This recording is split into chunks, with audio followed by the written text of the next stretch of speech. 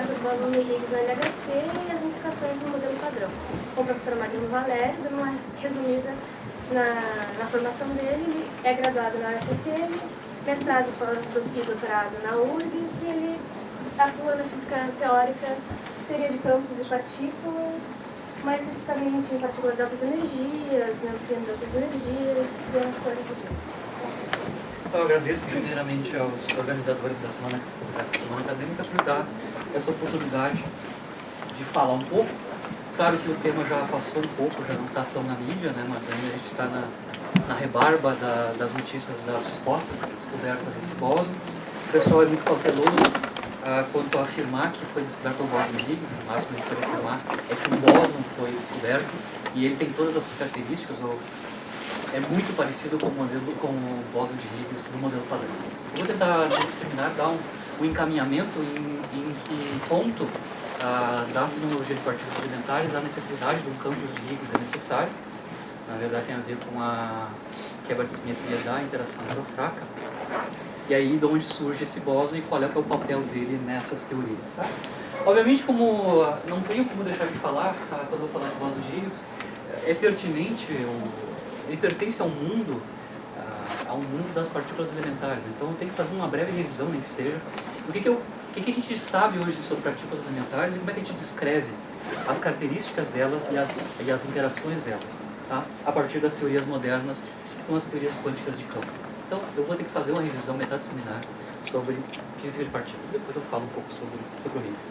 Bom, a matéria normal, a matéria fria que a gente conhece, né, basicamente são constituídos desses três elementos, né, prótons e nêutrons. Isso constitui um núcleo atômico, orbitando em torno desse núcleo elétrons. Então, basicamente, com esses três constituintes, dois deles a gente já sabe que são não elementares, são com estrutura, né? O elétron sim sem estrutura. Com esses três objetos a gente constrói quase todos os átomos, né? E todos os elementos da tabela periódica eu consigo construir eles a partir dos nucleons e dos elétrons, os orbitais eletrônicos, né? Claro que isso não é o fim da história, né? A gente já sabe que esses dois aqui, o próton e os nucleons, né? Prótons e nêutrons não são elementares. Bom, uma história longa, né? Para mostrar que esses objetos têm estrutura, tem uma série de características experimentais ou eventos experimentais que nos levaram a essa conclusão. No mundo atual, né? No estágio atual da física de partículas, basicamente a gente tem o modelo padrão, onde a gente consegue descrever aqueles dois objetos, né? Na verdade, eu tenho um aumento da família daqueles dois objetos. Inicialmente só tinha prótons e nêutrons, que são os hadrons mais leves, né? E o elétron, mas hoje em dia a gente conhece outros primos mais pesados do elétron, por exemplo, o muon e o tal, e os neutrinos associados a cada um desses elétrons carregados. Na parte de hadrons, né? Na parte de física hadrônica, os prótons e os nêutrons são os mais leves. A gente tem um conjunto todo de hadrons, né, que tem massa maior e outros números quânticos, né. A gente tem os bárions, onde os prótons e os nêutrons são exemplos típicos de bários, mas a gente tem os mesons também, pions, kaons, etc. A classificação dessas partículas aí, elementares e não elementares, tem a ver com algumas características, propriedades delas, né. Uma delas que é muito importante é o spin, mas a gente também tem a classificação quanto à carga, o tempo de vida, a massa e o tipo de interação que ela sente, né? Então os leptons basicamente sentem a interação eletrofraca e a eletromagnética, né? Os neutrinos basicamente só a interação fraca, interagem via interação fraca. Os átomos a princípio interagem via força forte, eles são constituídos por quarks, né? Mas eles também podem interagir por interação eletromagnética ou fraca, por isso podem decair via processo eletrofraco, ou podem interagir via campo elétrico, dependendo se ele é carregado ou não. Também sei disso. Né? Os hadrons são não elementares, eles têm constituintes, né? A maneira de que eu explicava lá nos anos 60, o conjunto enorme de hadrons que eram produzidos artificialmente, ou mesmo em eventos de raio cósmico, né? A gente não tinha só o próton e o nêutron, a gente já conhecia uma série de hadrons mais massivos, né? E com outras características diferentes do próton e do nêutron, né? Basicamente feitas de raios cósmicos e aceleradores de baixa energia. A gente tinha um zoo de hadrons, né? E em algum momento, lá nos anos 60, eu teria que, o pessoal da teoria, né, queriam construir uma teoria que fizesse o mesmo papel da tabela periódica dos elementos do Mendeleev, ou seja, como é que eu explico, né, o amplo espectro de hadrons a partir de constituintes mais elementares. Tá? A primeira proposta, na verdade não a primeira proposta, a de maior sucesso, né, é o modelo da via óptica do Gell-Mann e do Niemann, né, isso é início dos anos 60. Né. A princípio eles tentaram descrever todos os hadrons no espectro hadrônico a partir do basicão. O basicão seria esse octeto aqui dos bares de spin no meio. Então, a partir de 8 elementos, eu construiria todos os outros hadrons, os mesons e os bárions. Então, por isso que é via óctupla, porque a primeira abordagem é usar o octeto, né, dos bares de spin no meio para descrever todos os outros hadrons. É uma coisa complicada que tu começa do ponto de partida já com 8 elementos para cozinhar. Ou seja, os outros hadrons são estados quânticos misturados desses 8 originais. É bonito porque eles conseguiram fazer predições de massa e de partículas que não tinham sido descobertas na época. Mas aí já começa complicado porque já começa a ter 8 elementos como a base da tua descrição. Tá? Isso evoluiu, claro, tinha muito sucesso, mas evoluiu, claro, para uma versão mais simplificada, não com 8 elementos para escrever todos os hadrons, mas 3, a princípio, 3 sabores, né, de constituintes desses hadrons, que na época, nos anos 64, foi quando o Gell-Mann e o Zweig propuseram, né, o Della Parks, basicamente eram 3 elementares, só o Quark Up, o Down e o Strange, 3 flavors, você conseguia descrever todo o espectro hadrônico da época, dos anos 60. Né. Então, a princípio, você poderia construir o próton, né, como um estado ligado, né, de 3 quarks, 2 ups e um down, estado ligado de 3 quarks, quark de valência, na verdade, né. O nêutron tem 2 down e um up, e os mesons, que são constituídos, em geral os mesons são bósons, né, de spin 1, etc. Eles podem ser constituídos por quarks e antiquarks. Em geral, não do mesmo flavor, né, que você tem o π mais, por exemplo, é o 1 e o antiquark D. Aqui você tem o Cal, que é neutro, você tem o anti-D e o quark S. A princípio, lá nos anos 60, só 3 quarks faziam todo o serviço. Todo o espectro hadrônico só com 3 flavors de quarks. Tá?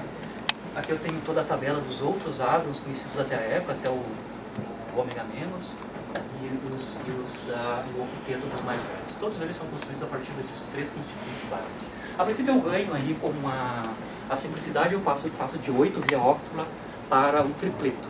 Né? Só com 3 eu descrevo todo mundo. Claro que a vida não é fácil. Depois dos anos 60, foram descobertas outras partículas mais massivas, principalmente mesons, tá? Em que não recaíam em nenhum daqueles números quânticos que eu poderia construir pelos 3 quarks originais do modelo do Gell-Mann e do Zweig. Então, obviamente, você teria que estender a sua teoria introduzindo mais flavors. No ponto de vista atual, a gente já está com 6 flavors de quarks. Então, hoje, para a gente descrever todo o espectro hadrônico, todos os mesons, todos os baros, a gente necessita de 6 quarks até o quark mais pesado, que é o top, né? Você tem os 3 originais do modelo, né, o U, o D e o S, mas aí você tem 3 novos aqui, que a partir dos anos 70 tiveram que ser introduzidos, né, que é o char, o bottom e o top, que são mais massivos. Depois tem as massas em GeV e as cargas elétricas. As cargas elétricas têm que ser fracionárias, porque você está construindo átomos com carga neutra ou carga inteira, né, mais ou menos, a partir de constituintes, 3 constituintes, então obviamente as cargas têm que ser fracionárias. Hoje em dia a gente precisa de 6 flavors, 6 partes para descrever todo o espectro hadrônico. Do ponto de vista dos leptons, a gente descobriu mais leptons. Lá nos anos 60, a gente no máximo conhecia o muon, né? O muon e o elétron e os neutrinos pertinentes, são companheiros dele. Hoje em dia a gente tem uma família a mais, que é a família do tau lepton, que é bem pesado, né? E a princípio do neutrino associado. Então esse é o status atual das partículas elementares. Tudo o que existe natural ou artificialmente produzido, basicamente estados ligados de férmions. Tanto os quarks quanto os leptons são férmions, eles têm spin no meio. Aí eu construo todo mundo que tem spin inteiro, blá blá. Esses são os constituintes básicos da matéria hadrônica fria e os que são produzidos artificialmente. Tá? Claro que aí são só férmions, eu preciso de bósons também, que são os bósons mediadores. Aqui tem que fazer a transição da física clássica, a descrição da interação da física clássica para a interação via teoria quântica de campos. Na física clássica a gente sempre fala em as interações entre partículas que têm cargas, carga de massa, carga elétrica, carga eletromagnética. A gente pensa sempre num campo que é criado por uma certa fonte e a interação de uma partícula de prova nesse campo. Atualmente, na versão quântica dessa descrição da interação, a gente não fala mais em campos, mas em sim em troca de bósons mediadores. Então, em cada interação fundamental tem um bóson mediador associado. Então, o caso mais simples é o caso tradicional, clássico, tem uma versão clássica que é o eletromagnetismo, né? Quando eu tenho duas partículas carregadas, um pósitron, um elétron, e eles estão interagindo via interação eletromagnética, né? Eles estão trocando, na versão quântica de campos, teoria quântica de campos, estão trocando fótons. Os fótons são bósons, então eles têm spin 1, é um spin inteiro. Então, um bóson é uma partícula que tem spin inteiro. O fóton é um bóson com spin 1. É necessário que... Bom, não vou explicar porque é necessário, mas é necessário que os bósons mediadores tem que ser bósons, né? Tem que ter spin inteiro. Tá? Então, mas as outras interações fundamentais, que seriam a força forte, a interação forte e a interação fraca, necessitam também bósons intermediadores. Na interação forte, a gente vai precisar de gluons. Tá? Na verdade, eu preciso 8 gluons. Né? Eu vou explicar por que tem que ter 8, não um só com cada forte. Tem que ter 8 gluons para fazer a intermediação da interação forte entre quarks, por exemplo. Na eletrofraca é mais complicado ainda, eu preciso de outros bósons, e esses bósons têm que ser massivos, porque a interação fraca é de curtíssimo alcance. Então a partícula intermediadora tem que ser massiva. A ideia da relação entre a massa de repouso da partícula de troca, o bóson de troca, e o alcance da teoria tem a ver com o princípio da incerteza de Heisenberg, escrito em função da energia e do tempo de vida dessa partícula de intermediação. Então lá do princípio de Heisenberg, né, del delta E, delta T proporcional a maior ou igual a H cortado, né, H cortado é a constante de π, a gente consegue obter o alcance da interação, que seria o delta X, né, a partir, continhas, né, a partir da massa de repouso do bóson de troca. Então, o alcance da interação é inversamente proporcional à massa do bóson intermediário de troca. Isso funciona muito bem para o fóton, porque a gente sabe que a interação eletromagnética é de longo alcance. Lá no infinito, a princípio você tem campo elétrico gerado por uma fonte, cai para o inverso quadrado da distância, mas é finito lá longe, né? Isso é tranquilo mostrado aqui. Se você tem um bóson de troca que é sem massa de repouso, o fóton sem massa de repouso, ele só tem momento, né? O alcance da tua interação, claro, é infinito. A mesma coisa acontece para a força forte. Lembra que os bósons intermediadores na força forte são os grãos são sem massa. Tá? A princípio vocês pensam, bom, tem um grão sem massa aqui, o alcance da força forte é infinito, igual a QED, igual ao eletromagnetismo. Tem uma particularidade, sim, se eu olhasse só o alcance.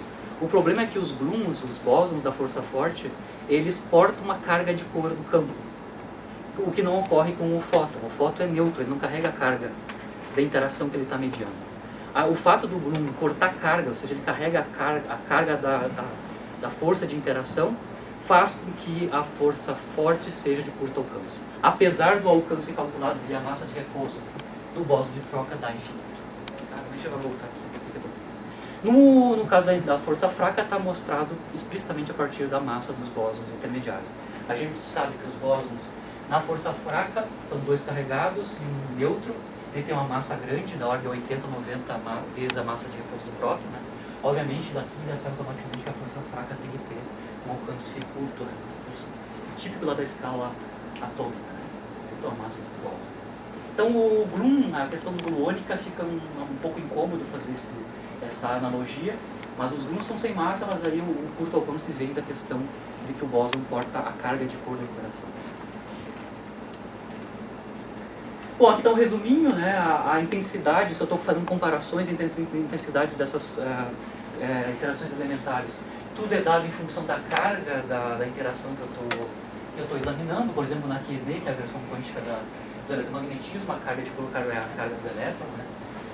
A gente pode escrever sempre essas cargas de cor, ou cargas da interação, em função de uma constante de acoplamento. É interessante trabalhar em função de constante de acoplamento, porque as constantes de acoplamento são quantidades adimensionais. Então nunca é bom trabalhar com carga que tem unidade, sempre a gente transforma essas cargas em uma constante de acoplamento associada com uma certa interação. Então, em geral, no eletromagnetismo, a gente não fala mais em carga eletrônica, a carga elétrica, né? Mas sim na constante de acoplamento eletromagnético, o alfa, esse daqui é adimensional. Para as outras interações, ele também tem constantes de acoplamento que são adimensionais. Ele tem o alfa S na QCD, basicamente a carga forte de 4π, e também a carga fraca lá na interação eletromagnética, que basicamente é dada pela constante de Fermi. No caso da constante de Fermi, ela não é adimensional, tem dimensão de gênero. Mas a princípio eu consigo construir acoplamentos adimensionais para a interação fraca. Tem um problema, a interação fraca é uma pedra no sapato da física de partículas, que para dar conta dos achados experimentais a gente tem que estar sempre fazendo extensões do modelo. Eu já vou explicar daqui a pouco qual é o problema. Tá? Aqui só um resumão, né, das interações fundamentais. Aqui está o gravitacional, mas não acredite nisso, né? A gente não tem até agora. Não, a gente não tem uma teoria quântica de campos associada com a gravitação, só com a força forte, a eletromagnética e a fraca. Na verdade, agora, atualmente, nos últimos 15, 20 anos, essas duas forças, as forças aqui, na verdade, são manifestações separadas de um único campo de interação, que é o campo eletrofraco. Então, existe uma quebra do campo eletrofraco e a gente vê ele como separado, mas na verdade é o mesmo campo. E aqui os bósons associados com as massas de repouso, nulas ou não nulas, e quem sente esse tipo de interação. Tá? O Higgs entra aqui no problema no setor eletrofraco do modelo padrão. Então, basicamente, quando eu falo de modelo padrão, estou falando do conjunto de teorias quânticas de campo que descreve as partículas e as suas interações. Basicamente, eu escrevo isso aqui. A menos da gravitação, que eu não tenho uma teoria quântica de campos para descrever. Bom, como eu estava falando, no modelo padrão, essas interações são construídas, são explicadas a partir de teorias quânticas de campo. Então, o magnetismo tem QED, para Ford eu tenho QCD, para eletrofraco eu tenho o modelo unificado do Gresham-Iverson. Cada uma dessas teorias, o que está por trás dessas teorias é que você constrói lagrangianos. Eu não sei até quanto vocês têm aqui um público heterogêneo, né? Não sei até vocês sabem o que é um lagrangiano e o que é um lagrangiano da versão quântica e como é que eu quantizo esses negócios. Tá? A princípio, para uma teoria quântica de campo dessa, o start, o ponto inicial é construir um lagrangiano. O lagrangiano do campo livre e o campo com interação. Então, a física toda vem do lagrangiano. Então, o lagrangiano lá na teoria quântica de campos é uma extrapolação, versão quantizada para campos, do lagrangiano lá clássico da teoria clássica, mecânica clássica. O lagrangiano clássico é a subtração da energia, em termos de energia cinética, com menos a energia potencial. Eu posso construir a mesma versão, um lagrangiano para os campos, e aí obter as equações de movimento. Claro que as equações de movimento não vão ser para o momento, né, e para a posição, vão ser para os campos e suas derivadas dos campos. Eu não quero entrar nessa questão técnica, mas se eu tenho uma teoria, eu tenho um lagrangiano, eu posso estudar as simetrias dessa teoria, a simetria desse lagrangiano quanto a transformações. Aqui, na física clássica, a gente conhece um teorema, que é o teorema de Noether, né, que associa a invariância da tua teoria frente a uma certa transformação de simetria e propriedades conservadas que ocorrem. Tá? Claro que aqui eu só coloquei um resumão das transformações de simetrias contínuas. Então, lá na física clássica, a gente sabe que a invariância da tua teoria frente a translações no espaço levam a uma conservação do momento. Ou vice-versa, né? Conservação do momento implica que a tua teoria é invariante frente a translações espaciais. A mesma coisa acontece quanto à variância frente à reversão temporal, e a mesma coisa acontece quanto a rotações espaciais. No caso específico de teorias quânticas de campo, é bem importante eu ter assinado aqui, que a invariância frente à transformação de gauge no eletromagnetismo, por exemplo, que é uma teoria quântica, né, implica na conservação de carga. Mas a ideia geral lá em cima é que toda a simetria, ou seja, toda a operação de simetria na tua física implica uma lei de conservação. Tá? O que é uma transformação de gauge? Uma transformação de gauge basicamente é pegar a tua função de onda e transformar ela para uma fase. Essa fase pode depender das coordenadas ou não. Tá? No caso mais clássico lá do primeiro, brincadeirinhas com o campo eletromagnético da versão quântica na QED, a gente faz transformações de gauge local, ou seja, a transformação de fase, o ângulo de fase não depende da posição. Isso é global, né? Então a transformação de simetria é global. A transformação de fase é com uma fase que não depende das coordenadas espaciais. Quando a gente faz uma transformação que depende das coordenadas, uma transformação de fase, não, as funções de onda dos spinores, né? Que é dependente da posição espacial, a gente tem transformações de gauge não locais, que são os típicos das QCD, né? Mas a ideia que tem que ficar aqui para vocês é, a cada simetria do teu problema na tua física, tem quantidades conservadas e vice-versa. Se existe uma quantidade conservada, pode associar isso a uma quantidade a uma simetria na tua física. Claro que isso aí é Nieder física clássica. O Wigner foi um cara lá nos anos 30 que já estudou como é que funciona a questão das simetrias e quantidades conservadas na mecânica quântica. Tá? Só para vocês se situar no quem fez tempo. Isso é basicamente clássico, mas a gente tem essas mesmas coisas que funcionam no nível quântico também. Todas as teorias de interação que a gente conhece hoje, né, que a gente conseguiu obter hoje, são teorias de gauge. Ou seja, todas as teorias aqui, AQB, AQCD e a eletrofraca, respeitam simetria de transformação de gauge. Elas são invariantes sob uma transformação de psi é uma mudança de fase, onde essa fase depende das posições. Transformação de gauges locais. Elas são invariantes entre esse tipo de transformação. Por isso que a gente chama elas de teorias de gauge. E os bósons associados são bósons de gauge.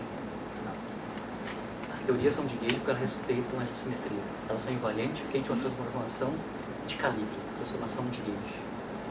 São basicamente transformação de fase das funções de onda ou dos spinores. Né?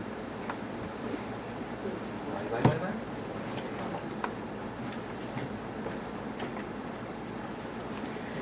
Bom, essas transformações de simetria você pode acomodar elas em certos grupos, tá? Então, o conjunto das operações de simetria, por exemplo, aquelas que eu mostrei nas coisas anteriores, né? Pode formar um grupo, tá? Por exemplo, a rotação, invariância frente de rotação, tu olha as matrizes de rotação, se tu olhar as matrizes de rotação, ela forma um grupo especial, né? O que é um grupo? Bom, um grupo é um conjunto que obedece certas propriedades definidas. Não vou entrar nessas technicalidades aqui, né? Mas existe propriedades bem definidas para dizer que uma certa quantidade, um certo conjunto de elementos formam um grupo, né? O que eu quero... Bom, aí eu quero falar um pouquinho sobre como é que eu combino a comutação dos elementos desses grupos, né? Aí eu posso classificar o teu grupo como sendo abeliano ou não abeliano, tá? Então, quando eu falo de uma teoria abeliana e uma teoria não abeliana, tem a ver com as relações de comutação entre os elementos do grupo. Então, se os elementos do grupo comutam, eu tenho um grupo abeliano, QB assim, e quando eu não comuto, eu tenho grupos não abelianos. A QCD e a teoria eletrofraca são desse caso, são teorias de gauge não abelianos, onde o grupo de simetria tem elementos que não comutam. Na QED, eu tenho um grupo de simetria, então os elementos comutam, a teoria abeliana. Em geral, esses grupos, né, que representam as operações de simetria podem ser representados a partir de matrizes, né? Essas matrizes têm as mesmas propriedades dos grupos, claro. Então, por exemplo, caso típico, né, no eletromagnetismo, o conjunto de operações de simetria está associado com o grupo U1, que basicamente são o conjunto das matrizes N por N, que são unitárias. Então, estou falando de uma simetria, ou num grupo de simetria UN, estou falando que eu estou com um conjunto de matrizes N por N unitárias. Quase todas as teorias quânticas de campo são do tipo SU alguma coisa, tá? A menos do eletromagnetismo, que é o U. As outras são SU2 e SU3. Quando eu estou falando do SU, estou falando que é um conjunto de matrizes N por N unitárias, mas o determinante é 1. Quando a gente está falando de SU3, SU2, as transformações de simetria da tua teoria respeita a grupo de simetria que é tipo escrita por matrizes N por N unitárias com determinante especial unitário de ordem N por N. Certo? Só para dar um resumo para vocês a nossa terminologia, né? Terminologia do como é que é um modelo padrão. Grupos de simetria, cargas conservadas, cargas de qualquer coisa conservada. Posso construir grupos a partir das transformações. E esses grupos podem cair em classes especiais específicas das matrizes de representação. Aqui é só um resuminho das 3 teorias que a gente conhece, né? Da interação fraca, são os de campo para as 3 interações fundamentais, né? Como é que a gente calcula coisas nessas teorias de campo, que é o que a gente precisa para descrever o bóson de Higgs, né? A gente precisa, dentro da tua teoria, obter seções de choque e taxas de evento. Como é que nessas teorias eu obtenho essas coisas? Como é que eu obtenho uma taxa de evento, ou seja, quantos Higgs vão ser produzidos na delegação? Como é que eu calculo isso? Ou seja, quantos fótons vão sair da interação de um próton com um elétron? Sei que não existe isso, né? Ou seja, dado um estado final que tu quer, qual é que é a probabilidade dessa interação ocorrer e produzir aquele estado final? A gente trabalha numa representação pictórica. A partir do lagrangiano da teoria, você consegue, o Feynman fez isso, né? Você consegue representar pictoricamente, ou seja, a partir de gráficos, blocos da tua equação de movimento que vem lá do lagrangiano. Tá? Então, basicamente, as interações são representadas graficamente a partir de diagramas de Feynman. Tá? São diagramas de Feynman, e o Feynman que bolou esse sistema gráfico, e a partir do teu lagrangiano da teoria, reconstruir todas as interações, né? E o teu gráfico tem que mostrar tudo, né? E aí, a partir desses gráficos, tu consegue calcular amplitudes, e das amplitudes tu calcula seções de choque, e depois da seção de choque você calcula taxas de vento. Nessa ordem. Amplitude primeiro, um processo existir, seção de choque desse processo, taxa de vento para esse processo.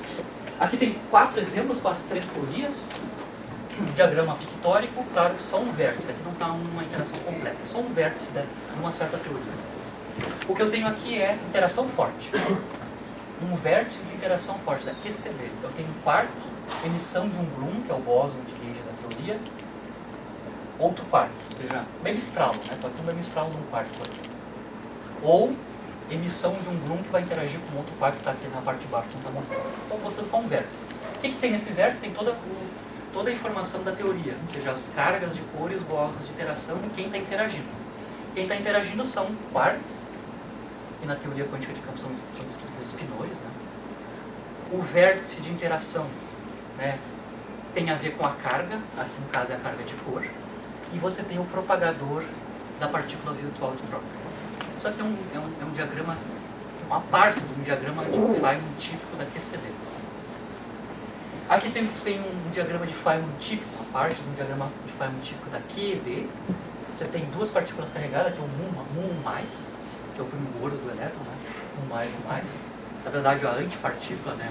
Um menos é a partícula, um mais é a antipartícula associada. Você tem um. Aqui você tem a emissão de um fóton, que pode ser virtual ou real, né? E aqui o acoplamento. Então eu tenho fermion, cada um descrito por espinores. Aqui eu tenho antipartículas, né? Espinor para cada uma. O acoplamento tem a ver com a carga da interação, ou é a carga elétrica, e o propagador desse bolo. Esses 2 últimos gráficos têm a ver com interação eletrofraca, corrente carregada e corrente neutra.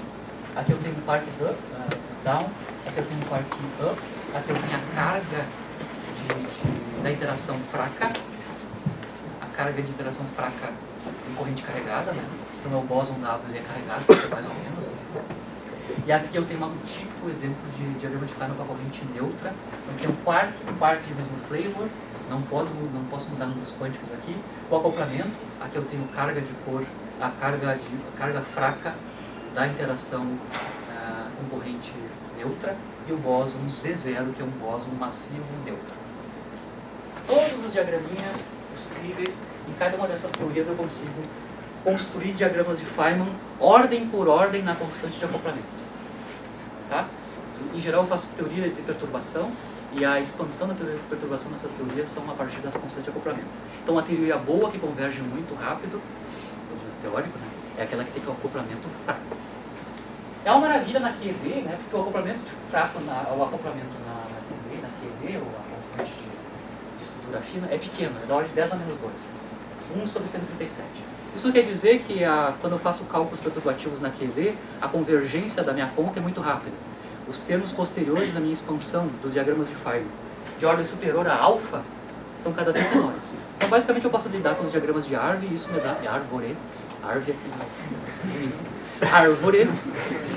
Os diagramas de Arvore, hoje eu só tenho uma troca de um fóton, que é proporcional a alfa, eletromagnético, Isso aí já me contribui quase todo o maquinário que eu vou ter que fazer posterior. Tem vários diagramas, né? Aqui estão os chamados diagrama de árvore. Ele só vem a troca de um fóton ou de um férmion. E aqui são as correções de loop, né? Loops.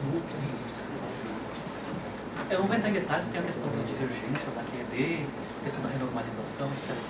Mas a princípio a QED é muito boa, do ponto de vista de cálculo.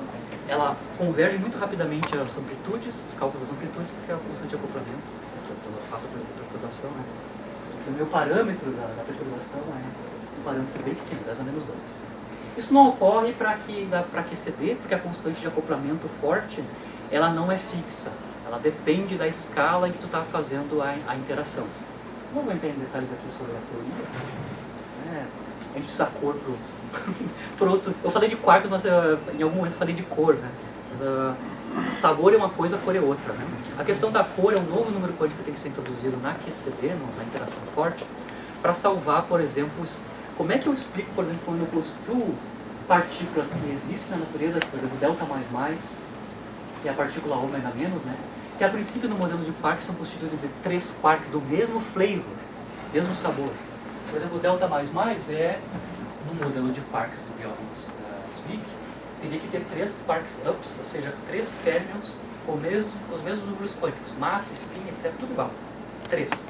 A mesma coisa acontece para o ômega menos. O ômega menos é 3 quarks spray, tá? Ou seja, 3 férmions idênticos. Não posso fazer isso, essa teoria não pode estar certa, porque, lembra, tem um princípio de exclusão de Pauli, né? Você pode ter no máximo 2 férmions, mas desde que eles não tenham os mesmos números quânticos. Tá? Claro que eu posso distinguir ali, como eles são 3 férmions, eu posso distinguir eles pelos spin. Mas como eu tenho 3, 2 deles que são iguais vão ter que ter o mesmo spin. E aí o princípio de exclusão de Pauli não permite.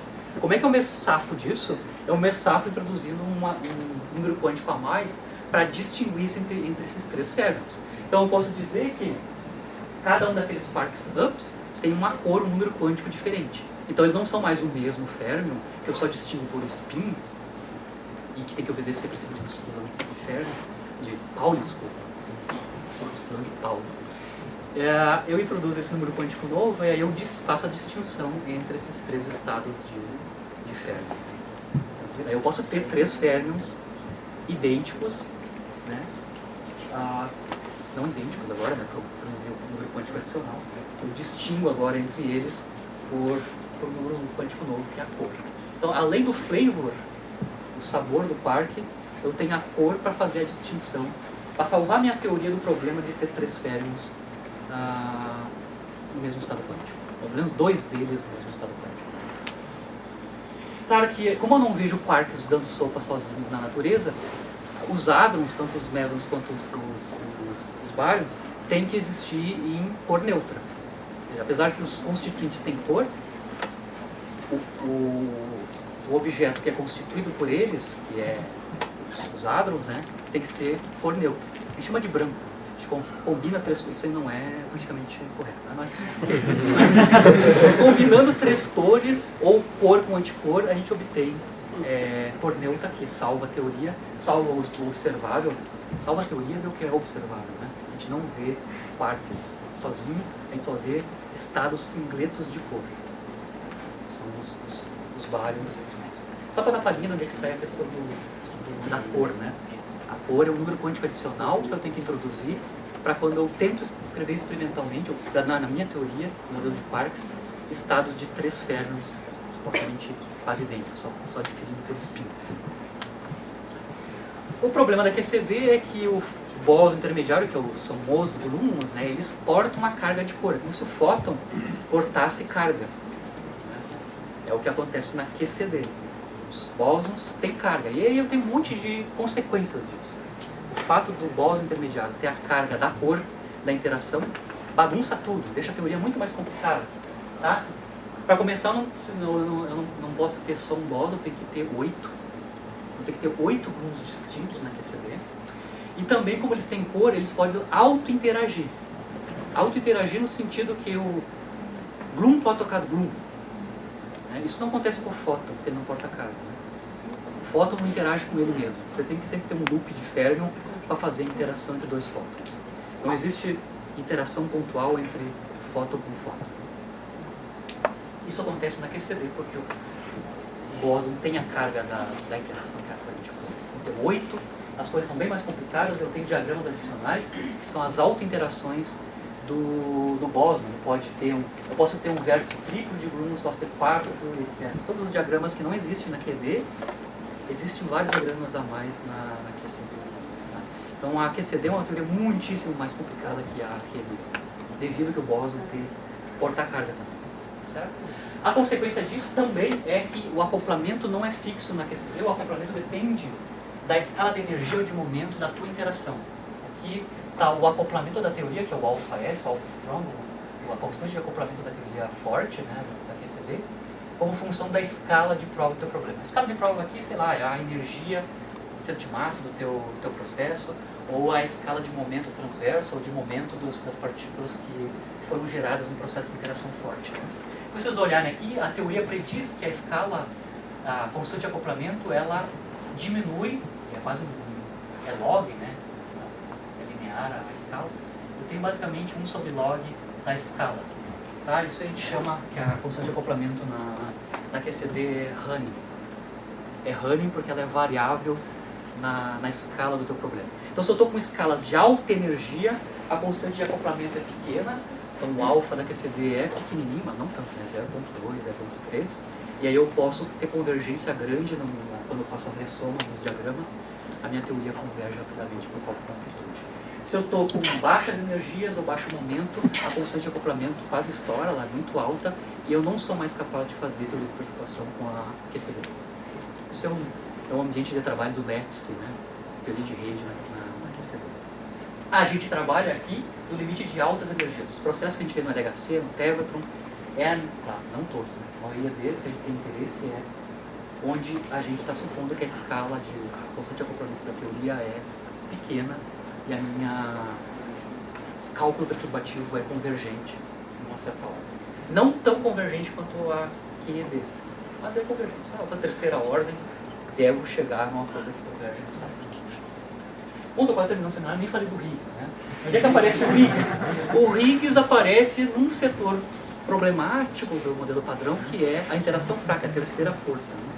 Terceira interação. Falei da QED, muito bem mapeada, a QCD complicada, mas tratável.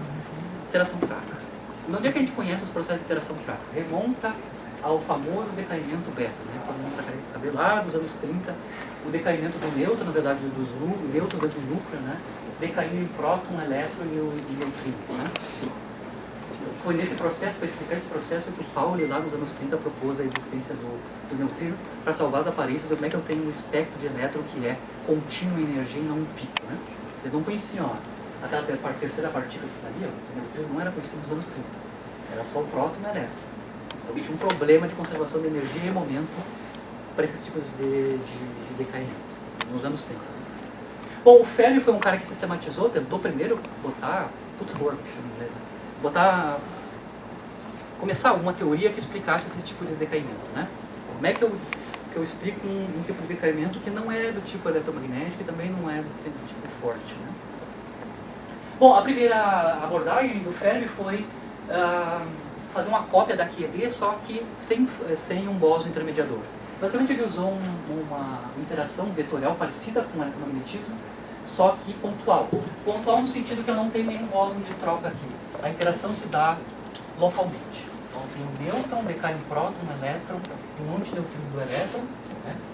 E a interação é tipo pontual. A cara da matriz de espalhamento, a matriz para esse processo, né?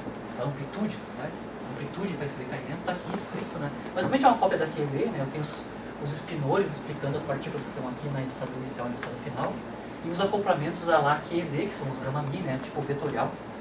Só quem está acho que entende o que eu estou falando, mas o Ramami que tem a ver com as matrizes de Dirac, né? Que é associado com o eletromagnetismo, lá, QED. Claro que com um acoplamento que não é o eletromagnético, não é a carga eletromagnética, é outra carga fraca. Bom, não funciona muito bem essa teoria do Fermi, Porque a gente sabe do experimento que a corrente fraca, por exemplo, não é só vetorial, ou seja, ela não pode ser construída como uma cópia carbono da QED só trocando os acoplamentos. Tá? Ela é uma teoria do tipo VA. Eu tenho a corrente vetorial, mas também eu tenho uma corrente axial. Tá? Então, basicamente, eu não vou entrar nesses detalhes, mas o ponto inicial, fazer uma cópia da QED não funciona com a interação fraca. Tá? Ela é mais complicada. A estrutura da interação fraca é muito mais complicada que a QED. Tá? E um outro problema, além desse VA, tá? Vetorial, axial, a teoria, a gente tem um outro problema experimental, foi descoberta que a interação fraca, esse tipo de interação ali, né, ele viola a paridade. Tá? Eu não vou entrar no detalhe do que é paridade. Paridade é reversão, reversão completa das coordenadas espaciais, espelho, né? Faz um mundo espelho. Tanto as tuas coordenadas e tu vê o que acontece com a tua teoria. Quando tu reverte, faz uma reversão no espelho das coordenadas das suas partículas, por exemplo. Tá? A gente sabe que do experimento que a interação fraca não respeita a conservação da paridade. A paridade não é conservada. Tá? Tu faz um mundo de espelho da interação fraca, tu não vai obter a mesma coisa nos dois mundos. Os dois lados. Eu não vou entrar em detalhe, tem a ver com a quiralidade. A quiralidade das partículas só existe na mão direita, né? Só existe partículas dos neutrinos, né? E mão esquerda. A ideia vou resumir a história para não entrar em tecnicalidade, né? Tem duas verificações experimentais que a minha teoria nova, uma teoria completa da interação fraca tem que ter. Tem que ser uma teoria tipo VA, não pode ser uma cópia daquele, não é só vetorial. E também tem que respeitar a quebra da invariância frente à operação de paridade, que é verificada experimentalmente. Isso é dos anos 40, acho que é o experimento da doutora Wu, né? Lá nos experimentos de neutrinos. Né? Não conservação da paridade na interação fraca. Dois grandes vínculos experimentais que a minha teoria nova, melhorada, tem que respeitar. Bom, tem toda uma trajetória da teoria de Fermi, que é uma teoria VA, até a teoria atual, que é uma teoria quântica de campos para interação eletrofónica. Quem fez isso foi o Gresham, Weiber, Salam. Eles tentaram então construir uma teoria de campos não abeliana, né, tipo aquecida, para a interação fraca. Tá? Claro que respeitando todos aqueles vínculos experimentais. Tem que ser uma teoria VA. A corrente neutra tem um problema, tem que resolver o problema da corrente neutra, e também eu tenho que obter aquela questão da quebra a não conservação da paridade nesse tipo de interação. Claro, eu tenho que mudar a minha teoria tem que ser diferente da QED para respeitar isso, porque a QED respeita paridade. Né? A ideia é totalmente técnica. Né? A ideia do pessoal é tentar construir uma teoria quântica de campos para a teoria eletrofraca. Aí o pessoal já pensou grande. Eu não vou só descrever a fraca, eu vou descrever a eletrofraca. Eu vou unificar a interação eletromagnética e a fraca. Isso aconteceu também em Maxwell, né? Se vocês lembrarem do ponto de vista da física clássica, né? Dos séculos XVI, XVII, existia separadamente o eletromagnetismo o eletrostático e o magnetostático, né? O magnetismo era uma coisa separada da eletricidade, né? Não tinha nada que ver uma coisa com a outra, né? A princípio. Depois a gente sabe que não, né? Essas coisas estão relacionadas, né? Correntes cargas e movimentos dão origem a campos magnéticos. Existe uma relação entre carga elétrica e campo. Né? Maxwell unificou isso. Né? Então, em algum momento do século XIX, eu tive a unificação da eletricidade com o magnetismo a partir de uma teoria unificada. Posso pensar a teoria de Maxwell como uma teoria unificada do eletromagnetismo, do ponto de vista clássico. O que o pessoal aí, o Weiber, o Salam e o Gresham tentaram fazer é uma coisa parecida, né? Uma unificação da teoria eletromagnética com uma fraca numa teoria de campos unificada. Claro que em algum momento eu tenho que ter quebra dessa simetria, porque eu vejo coisas separadas, eu vejo eletromagnetismo ocorrendo separado do fraco. Né? Então, a princípio eu tenho uma teoria unificada, em algum momento eu tenho a quebra dessa simetria e eu enxergo no mundo de baixa energia duas interações que parece que não tem uma conexão entre si. A ideia é muito técnica, como eu parto de 4 bósons, né? Bósons sem massa, tá? bósons sem massa. 4 bósons sem massa, não cheguei no Higgs. Meu Deus do céu.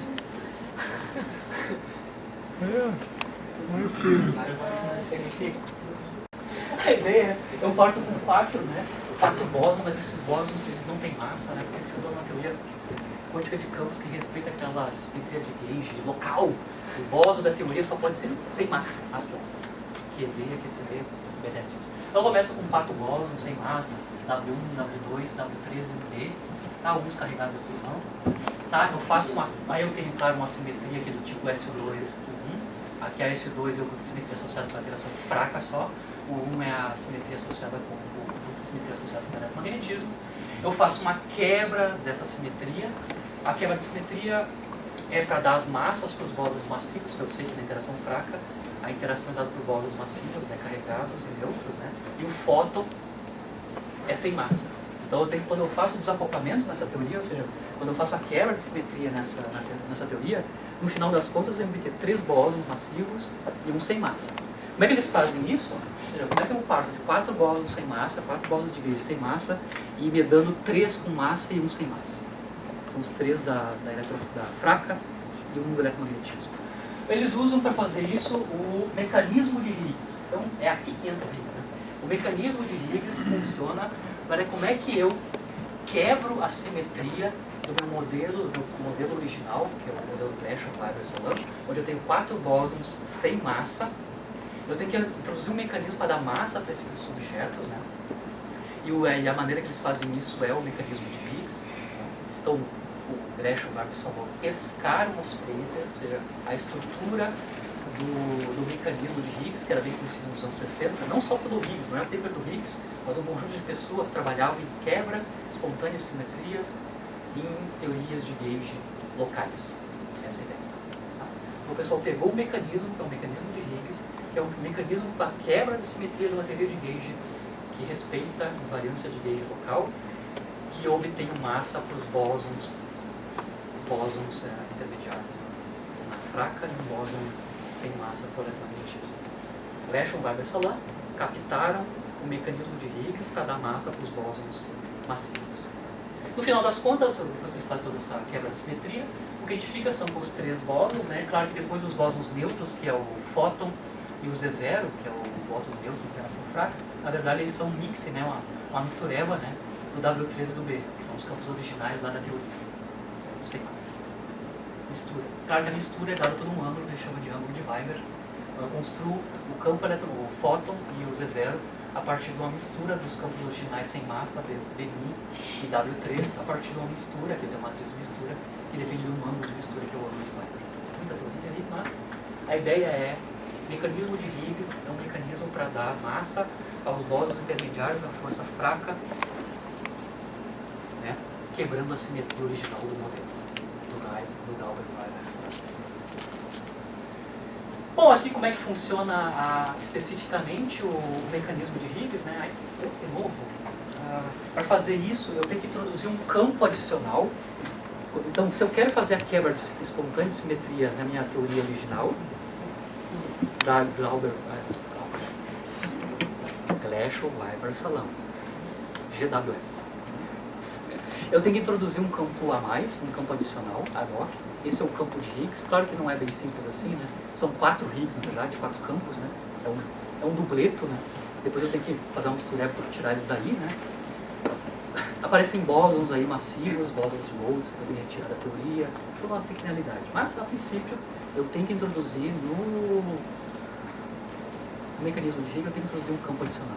Esse campo adicional, o que vai sobrar no final das contas na quebra de simetria é o campo de Higgs. Claro que esse campo não é qualquer um, né? Ele tem uma característica especial para a gente poder fazer a quebra de simetria, que é o VEV, né? O valor esperado do vácuo desse campo é não nulo. Aí tem muita complicação. Mas a ideia é que eu introduzo um campo adicional cujo valor esperado do vácuo é não nulo. Ele não é simétrico em torno do φ igual a zero, do campo igual a zero. Então, basicamente é isso. Do ponto de vista da teoria, eu tenho uma teoria original, que é o Gleason-Weiber-Salam, onde eu tenho 4 bósons sem massa, que respeita a simetria de gauge local. Eu faço, via mecanismo de Higgs, que é uma maneira de dar massa para os bósons. Eu quebro a simetria original, depois da quebra de simetria eu fico com 3 massivos e um sem massa. 3 da interação fraca, 1 do eletromagnetismo. Claro que sobrou 1 naquela história do campo adicional. No campo adicional, além dos bósons massivos e o fóton, eu tenho mais um campo, que é o campo de Higgs. Claro que esse campo tem um bóson associado, que é o bóson de Higgs. Então, o que é o bóson de Higgs e o campo de Higgs? O campo de Higgs, então, é o que sobra depois daquele campo original que eu introduzi no mecanismo de Higgs, é o que sobra depois da quebra. Sobra um campo. Tá?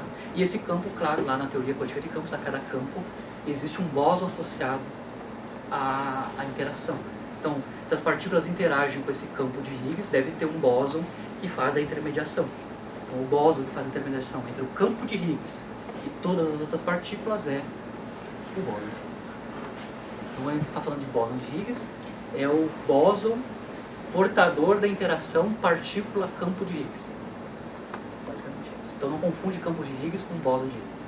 O bóson de Higgs é o bóson intermediador da interação do campo de Higgs restante com as partículas. Aí outra coisa, todo mundo fala na imprensa aí que o bóson de Higgs é responsável pela massa das partículas. Mentira. Ele é responsável pela massa das partículas elementares. Bósons intermediários, quarks e leptons são os elementares. O bóson de Higgs não dá massa para o próton, tá? A massa do próton é outra conversa. Ele dá massa para os quarks dentro do próton, mas não a massa de repouso do próton total. Então, o campo de Higgs, ou o bóson de Higgs, o campo, dá massa para as partículas elementares. Depois, quando vai fazendo estados ligados dessas partículas elementares, aí a conversa é outra. O mecanismo de geração de massa, da massa, no final das contas, não tem nada a ver com o Higgs. O Higgs dá a massa das partículas elementares. Porque as partículas elementares, na teoria do Gresham-Weiß-Salin, é que interage com o campo de Higgs. Né? Todos os férmions, né? Os quarks e os leptons, que interagem com o campo de Higgs. E é esse povo que ele dá massa.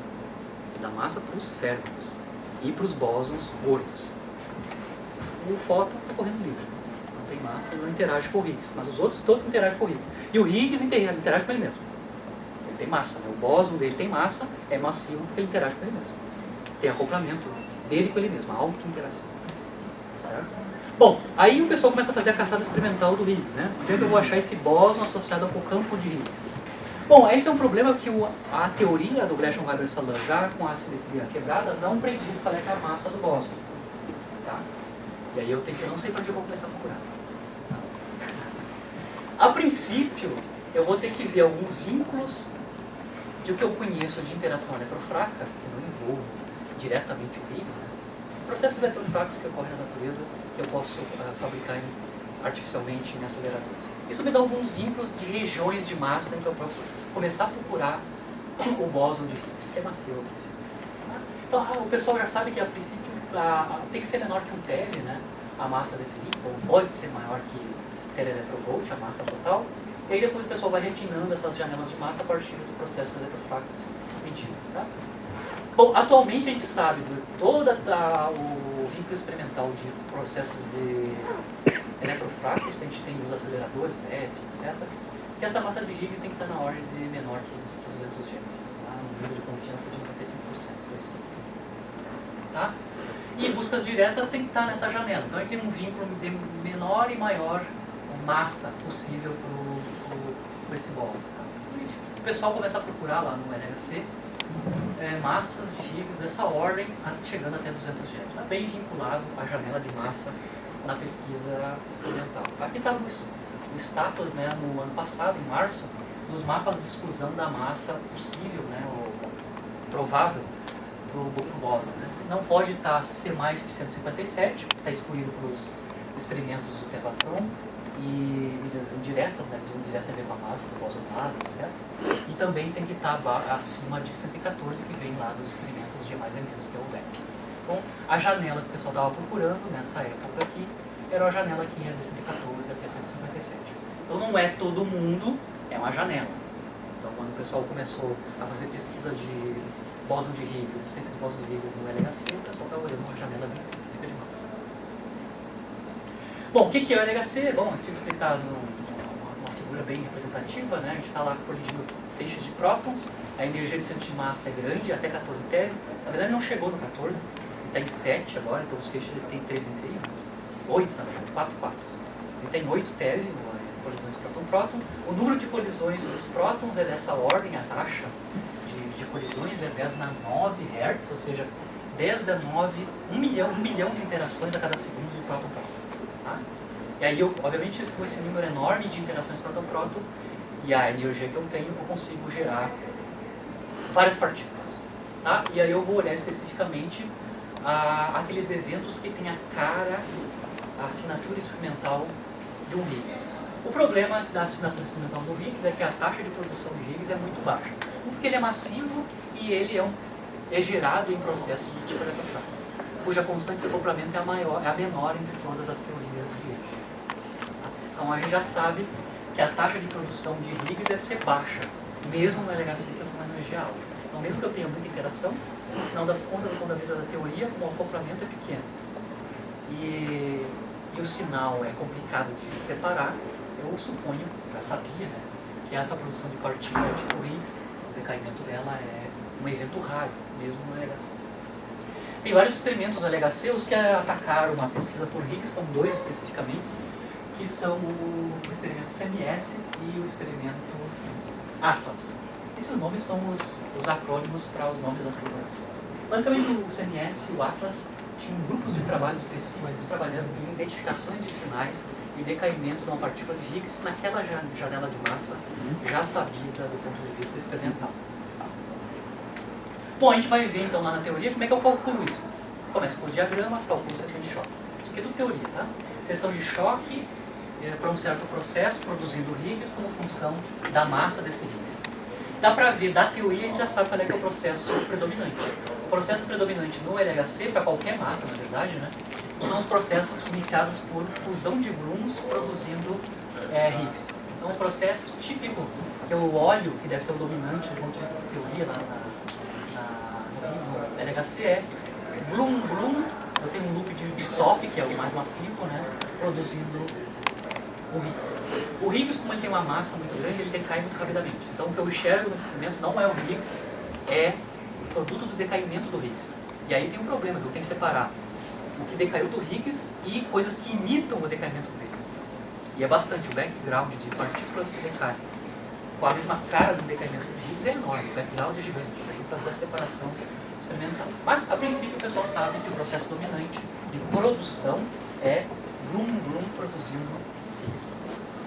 Aqui está mais específico, né? Glum, tem um loop de tal, o top aqui, depois produção de Higgs. Aqui está a conta, né? A conta a partir dos diagramas de Feynman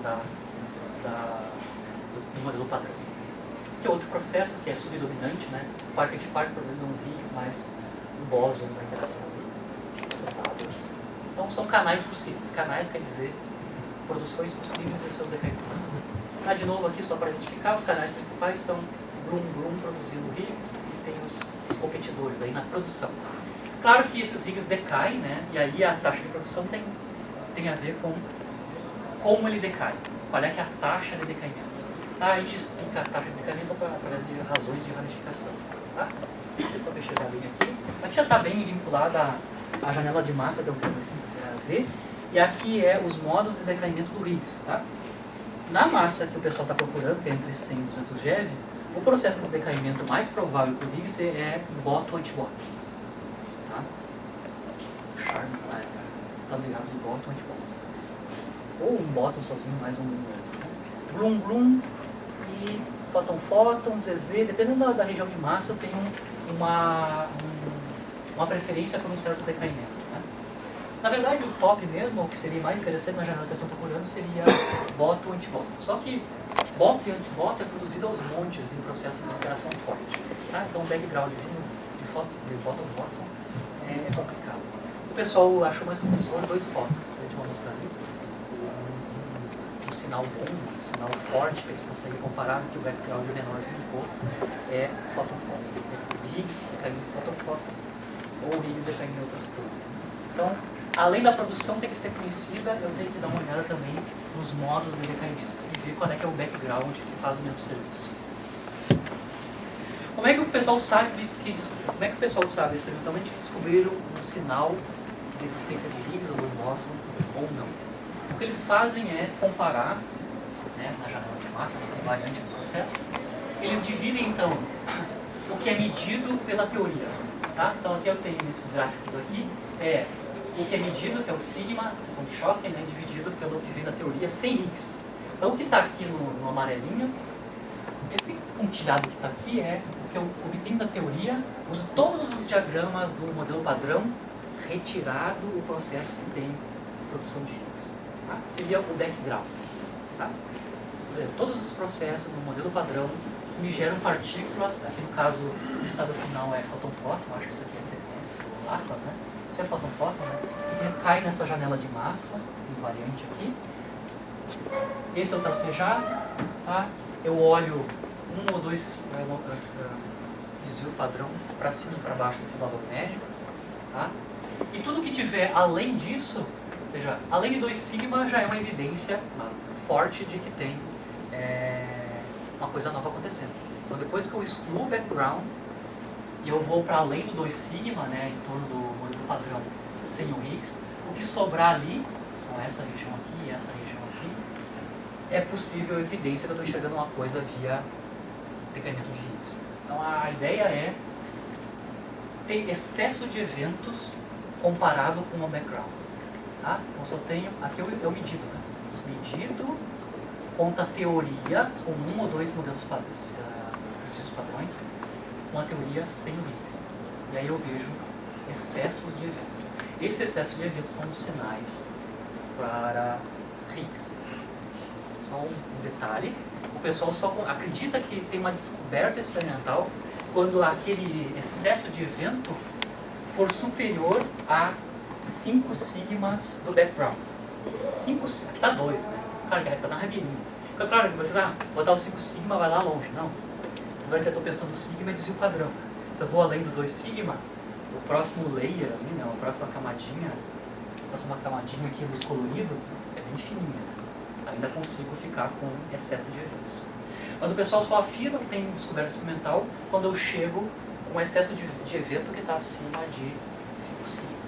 5 sigma, que é 5 desvios padrões aqui, significa que o resultado observado é devido ao processo aleatório e é inferior, né, a probabilidade que ele seja gerado com o processo aleatório de background em 0,00006%. Tá? Então, só quando eu chego em nível de significância de 5 sigma, o pessoal em física de altas energias define que eu tenho uma descoberta experimental. Isso aconteceu no ano passado, não, desse ano, desculpa. Na verdade, no ano passado já tinha 3 sigma. Já tinha evidências em 3 sigma que tinha excesso de eventos naquela região, isso aqui é os preliminares do CMS, do Atlas, né? Já tinha excesso de eventos em 2 regiões, em 120 alguma coisa e 140 alguma coisa, já tinha excesso de eventos no nível de significância de 2 a 3 sigmas. Tá? Então, no ano passado, isso foi em novembro, saiu press na mídia, dizendo, estão perto de achar o Higgs em novembro do ano passado, novembro de 2011. Só que eles não afirmavam que já tinham descoberto porque não tinha chegado no 5 sigma. Então, se vocês olharem nas notícias, no ano passado, em novembro de 2011, já tinha evidência de 3 sigma de excesso de evento. Tá? Esse ano, em julho, o pessoal anunciou que chegou no nível de significância de 5 sigma. E aí eu posso falar em descoberta experimental. Tá? Isso foi anunciado numa conferência no CERN, ao mesmo tempo em Melbourne, na Austrália, em 4 de julho desse ano. Então foi um pouco antes das férias escolares, tá? Em recesso, né? O CERN chamou uma press, né? uma entrevista de imprensa para mostrar os últimos resultados dos dados acumulados de 2011 e 2012. Tá? Ao mesmo tempo acontecia na Austrália uma conferência que é a mais importante na física de altas energias, que é a ICHEP, lá na Austrália. Então foi transmitido ao mesmo tempo, né, lá para a Austrália, esse foi no início, no primeiro dia dessa conferência. Então o que aconteceu nessa conferência? O pessoal do Atlas e do CMS, que são 2 separados, né, eles mostraram a evidência experimental chegando em nível de significância de 5 sigma para aquele excesso de eventos ligado a Higgs. Então o pessoal já está acreditando que aqui está o pote, né? 2011 data tem esse pico aqui, ó, na ordem de 125, 126, muito além de 2 sigma. Se botar 5 sigma aqui, está na rabeirinha desse pico aí. o pessoal juntar mais dados de 2012, já passou do 5.5. Aqui são os processos que eles estão olhando e o bump, o sinal que eles veem, né? Então o Atlas, os canais de decaimento de Higgs típicos que o Atlas vê é decaimento de Higgs em 2 gama, né? 2 fótons, né? E aqui está o que é medido, né? E tem um bumpzinho bem ali da massa de 120 e poucos. Aqui, nesse gráfico está mais tranquilo de ver, né? Eu tenho os dados experimentais e eu tenho o bump. Isso aqui, esse azulzinho é background, né? Já subtraído do background. Né? Eu tenho um pico do número de eventos, um excesso de eventos, exatamente 120 alguma coisa, 126 próximo do 130. 126.5 lá. Tá?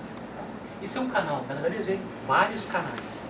Tá? O pessoal vê gama-gama, Higgs decaindo em gama-gama, Higgs decaindo em 2Z, depois esses 2Zs decaindo em 4 leptons. O pessoal tem canais, lugares que eles vão olhar os decaimentos. Um outro canal que o Atlas vê, por exemplo, né, são os canais em decaimento de 4 leptons. Basicamente 4 leptons vem do decaimento de 2Zs, que vem do decaimento original do Higgs. Então o Higgs decai em 2Zs, esses Zs decaem, cada um deles em 2 fermions, e aí o estado final é 4 fermions. De novo tem um bump, dá pra ver, ó. Tem um bumpzinho nessa região de 120 e poucos, enquanto subtrai o background.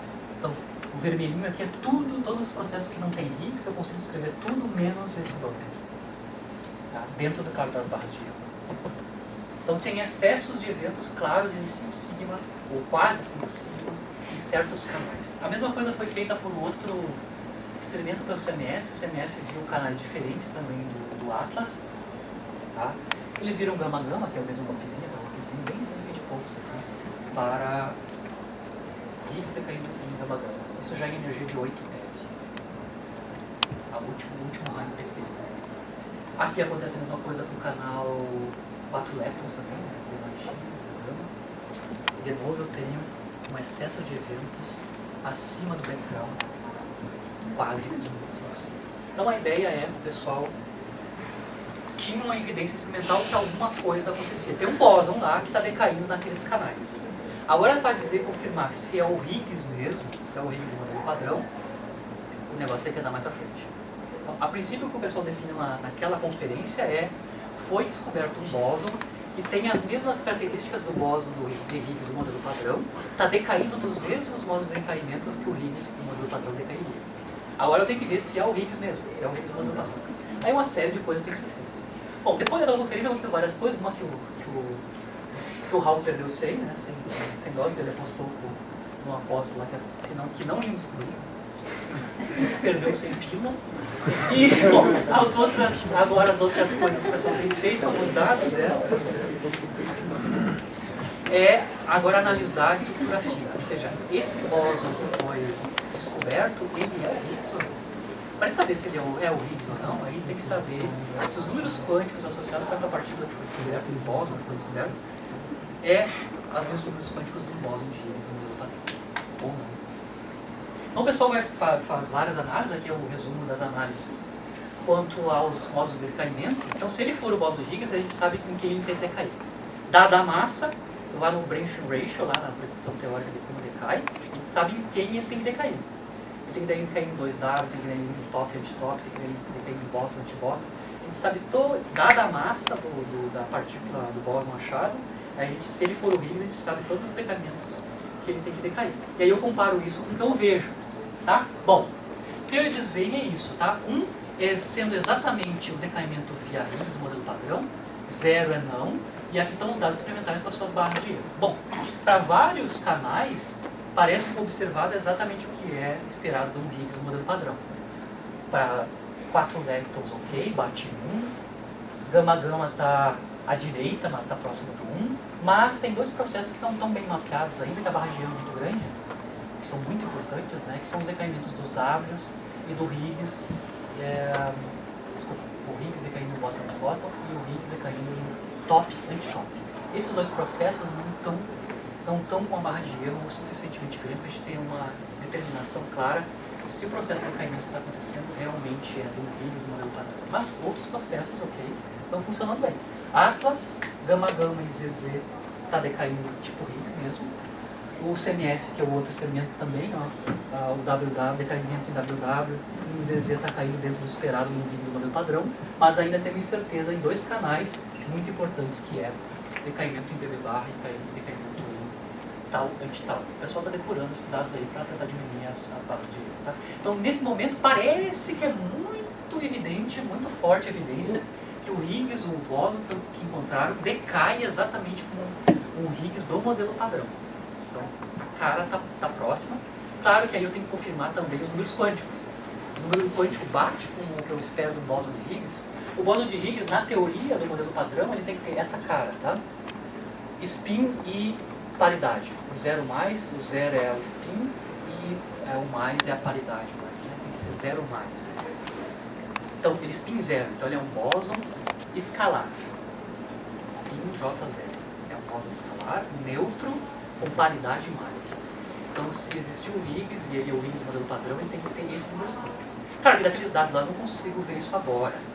Eu tenho que testar todos os decaimentos e checar com certeza que se os decaimentos que eu tenho são consistentes com bóson decaindo nesses canais com esses números quânticos. Tá? Bom, os canais que o pessoal está olhando, que são esses aqui basicamente, né? Só são possíveis para partículas de spin 0, que é o Higgs, né? Higgs do modelo padrão, ou partículas de spin 2. Tá? Parece que está funcionando bem. Gama-gama foi verificado experimentalmente, WZZ foi verificado experimentalmente, está ok, está dentro da barra de erro, mas ele tem aquelas barras de erro gigantes para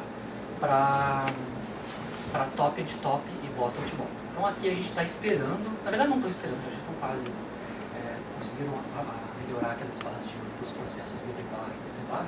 Aqui a gente tem quase observação, né, de que todos esses processos aqui estão decaindo com um bóson tipo spin 0.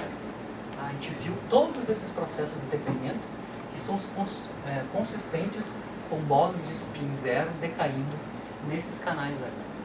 Claro que o spin tem que ser conservado. Se uma partícula está decaindo em duas outras partículas, o spin total tem que ser conservado, aqui antes e depois. Então tem que verificar o que está acontecendo.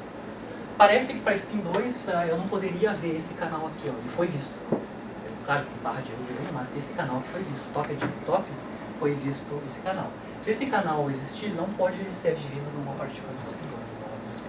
Então tudo leva a crer, até o momento, né, que realmente aquela partícula que foi determinada, foi verificada experimentalmente, ela tem a cara do Higgs, ela decai igual a um Higgs, e ela parece que ela tem os números quânticos do Higgs, 0 mais, spin e paridade. Então, basicamente, o pessoal já está mais ou menos confiante que realmente é um Higgs no modelo padrão. Aí vem o final do meu seminário, que é a física, não é a vida, é a física, não é tão fácil, né?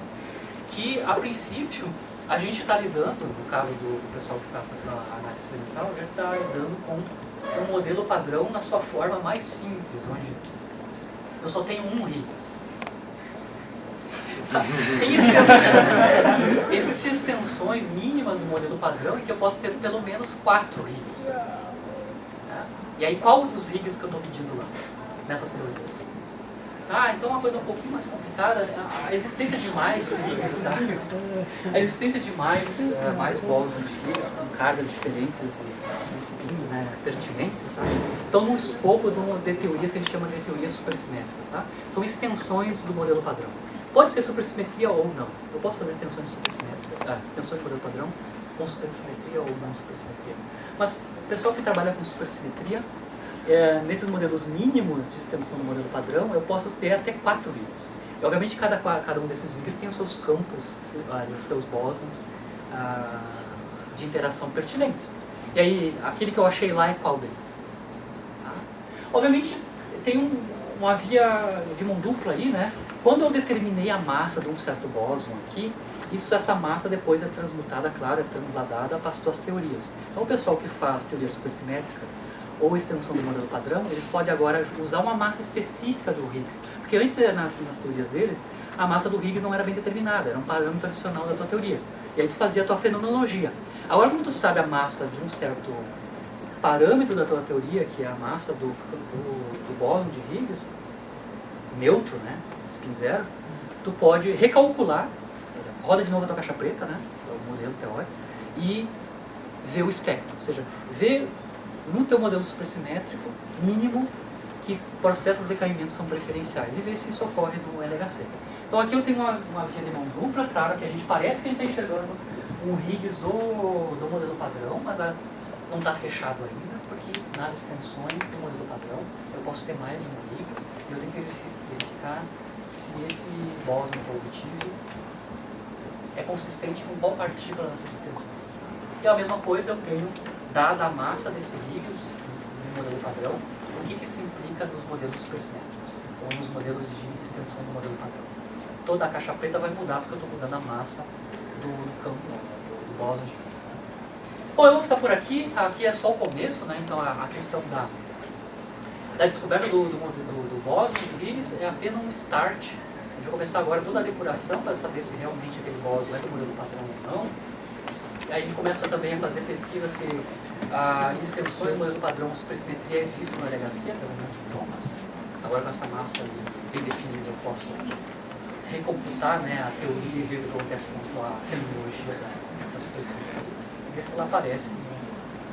Então a gente já está no start inicial, e nos próximos, sei lá, 5, 6 anos ainda vai ter uma depuração dessa física. Um outro problema, só para finalizar, né?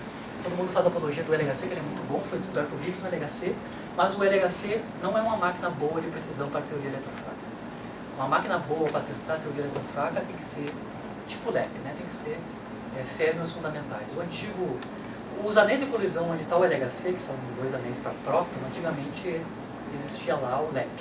O LEP era um collider de elétrons com feixe de pósitrons, E mais e menos. Férmions fundamentais interagindo. Esse tipo de interação são o tipo de máquina, esse tipo de máquina mais ou menos, leptons fundamentais carregados, são as máquinas mais precisas do ponto de vista de detectar a estrutura fina das teorias. Tá? O LEP foi muito bom fazer isso. Pena que ele acabou, né? Nos anos 2000 ele foi fechado, a máxima energia que ele chegou foi 200 GeV. Então o pessoal já está vislumbrando no futuro próximo. O LHC não vai ser bom para vincular parâmetros nas teorias, nem no modelo padrão, nem não nas extensões supersimétricas. Ele precisa urgentemente de uma máquina que faça física de precisão no setor eletrofrágil da teoria. Então já no futuro próximo deve entrar em construção em algum lugar, depende da grana, né? Um collider linear. Tá? Um collider linear onde eu vou chocar leptons fundamentais, que são as interações onde eu consigo medir com alta precisão os processos de interação fraca. O LHC tem um experimento específico que tenta fazer medidas de precisão, que é o LHCb. Mas, de qualquer maneira, é próton-próton. Então, está chocando constituintes não fundamentais. Tá? O LHCb tenta fazer isso, que é um experimento específico do LHC. Tenta fazer medidas de precisão no setor eletrofraco. Tá? Mas não é bom, porque PP não é um bom collider para fazer física de precisão no setor eletrofraco. Bom, eu espero que eu tenha dado um resumo do qual é, a ideia, onde surge o mecanismo de Higgs, o que é o bóson, o que é o campo, e onde é que ele está, do ponto de vista experimentalmente, encaixado. Ok? Muito obrigado.